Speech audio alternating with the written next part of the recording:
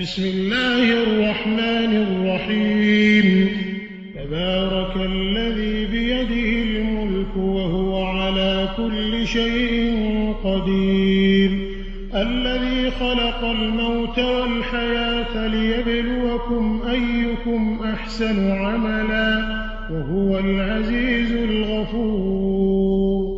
الذي خلق 7 سماوات طباقا ما ترى في خلق الرحمن من تفاوت،